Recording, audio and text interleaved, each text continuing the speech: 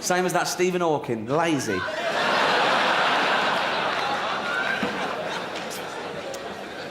Most intelligent man on the planet, and I'm having a go. Brilliant. Most intelligent man on the planet, but not such a good judge of character. Happily married. Kids. Nurse. And now, according to some, my lawyers have told me to say,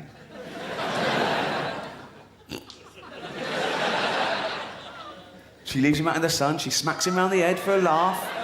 Isn't that terrible? He must be thinking, oh, what happened to all the fucking blowjobs? Ow. Spell the whole word. Ouch. But there's no evidence. The charges were dropped. So that's not how he got the cuts and bruises.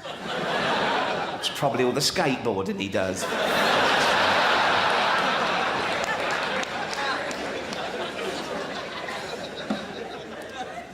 So, why politics?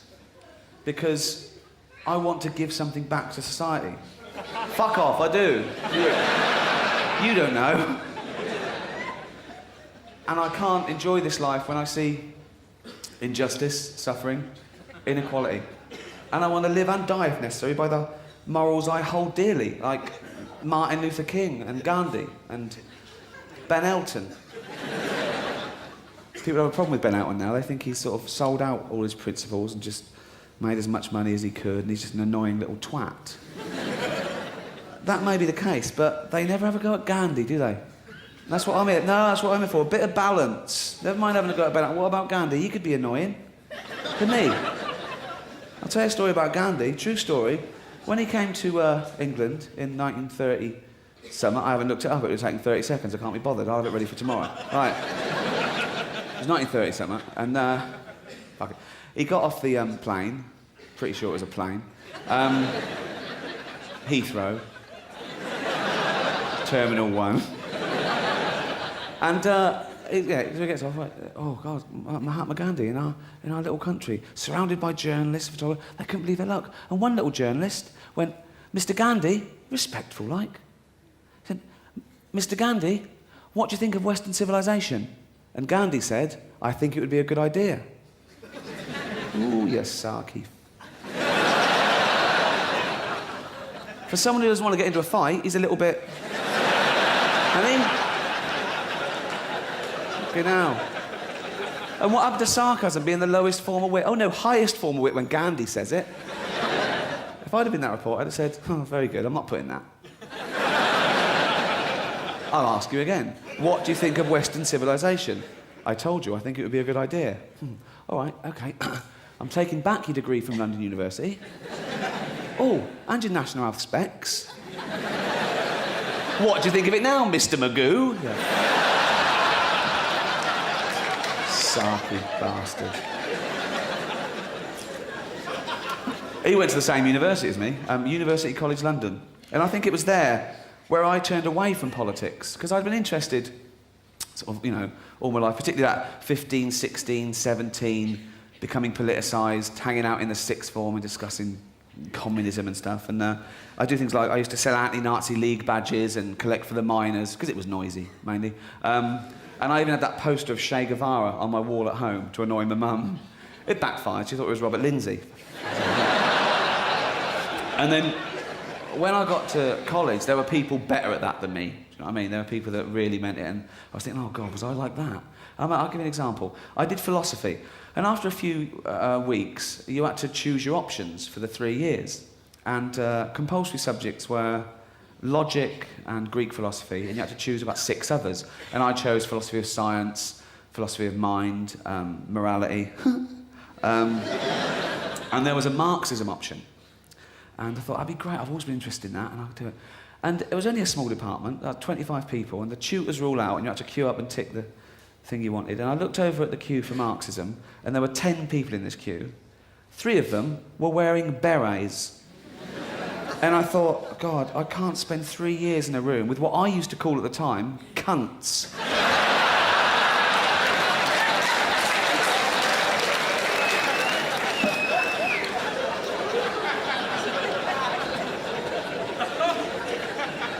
The first bloke I sort of hooked up with was the opposite of that. He was this big lumbering chemist called Pete Bront, yeah? And I think he was like the first person I met, and he lived literally opposite me in the corridor at Ivor Evans Hall in Camden. And 18, like the rest of us, but the mind of a 55-year-old fascist cab driver. Do you know what I mean? Like, just society was going to the dogs and, oh, God, oh, the things I could do if I was in charge, that sort of thing. And I remember there was an advert at the time for Strongbow. And at the end of the advert, 2 arrows were fired from a longbow that went and split the wood on a bar. That gave him the horn, that advert. Because he used to imagine executing muggers and rapists like that. And it would come on, and he'd go quiet, and he'd be watching it like that. And then, as it would go, he'd go, ooh, that was in the head.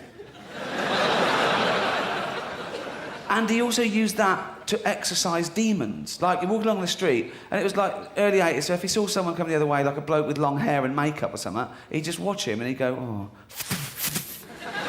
He'd be imagining killing him. Once we were walking home from college, and he used to go in every day and buy his Evening Standard. Right? And it was a little kiosk, I don't know if it's still there, but it was like just 2 piles of Standards and a little old woman selling them. And he went in this particular day, bought his Standard, 10p, looked at it, and the cover story that day was a big photograph of an old-age pensioner. She'd been mugged, and there was a picture of her and it was cuts and bruises, an awful story. And the old lady, just making conversation, she probably said it to everyone who came in that day. She went to Pete, "It's awful, isn't it?" And he went, "Yeah, yeah, she's 93, scarred for life." But you leave it, don't you? Pete went, "Well, it's not scarred for life then, is it?" She went, "What?" He went, "You scar a baby for life, don't you?" She went, "But if she lives till she's 100, she's only been scarred for 7% of her life." He did the maths for her.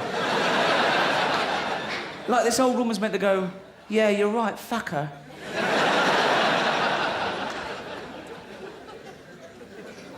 But politics starts at an early age. You don't need to go to college to be exposed to politics. I think it starts from year 0, you know.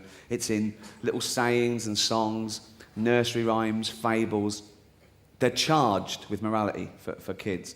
And I remember I must have been as young as sort of 6 or 7, because it was infant school.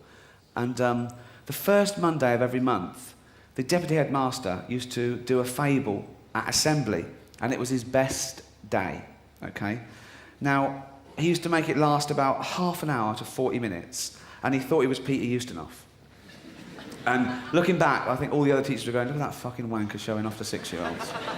He'd take his shoes off as well, yeah. And I'll tell one that he told, a fable, okay? It was the fable of the 2 mice, the lazy mouse and the industrious mouse. All through the summer, there was lots of berries on the trees, the sun was shining, it was lovely and warm. The lazy mouse would be eating berries off the tree, taking a bite, throwing it away, there was loads, right?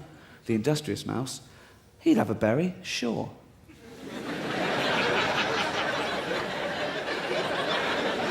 But he'd eat it all and he'd save one as well.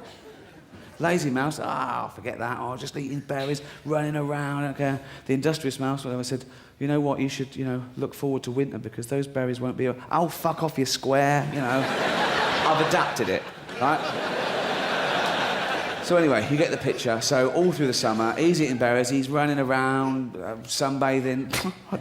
The industrious mouse, he's busy, he's eating berries, collecting berries, freeze-drying them, chopping wood with a little axe that he's fashioned out of a twig and a tiny little sliver of flint, and he's tied it on with a horsehair, and thus making it easier for him to stockpile wood for a much colder season.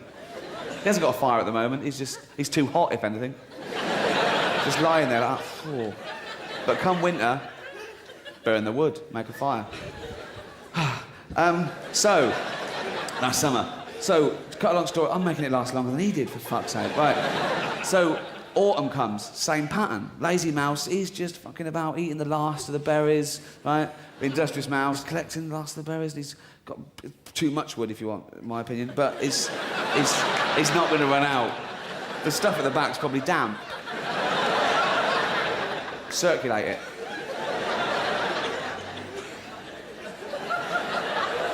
Doesn't know what he's doing, but he's doing his best. And the lazy mouse, he's just having a laugh. He's loving autumn. He's just kicking through the leaves. Underneath the leaves. You can't see him because he's too short, but you can see the leaves sort of move like that. You sort of go, what's that? What's that? I can't see. It's just lazy mouse. You can't, but that's what's happening. Don't think it's a ghost or something, or it's just... If you could go in there like with a really high-tech sort, you know, like in Discovery Channel, they go... You'd probably see the lazy mouse going... And winter comes. The ground is cold and hard. There's no berries on the trees anymore. It's freezing, okay? The lazy mouse is out there, he's scurrying around. He can't find anything. The industrious mouse is in his cottage that he's built out of just odds and ends. Roaring twig fire, pipe, rocking chair, or a pebble, just a pebble, sort of modern. And don't they hibernate? This is bollocks, isn't it?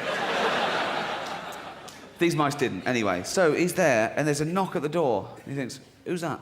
So he goes over to the little door. Tiny knob, obviously.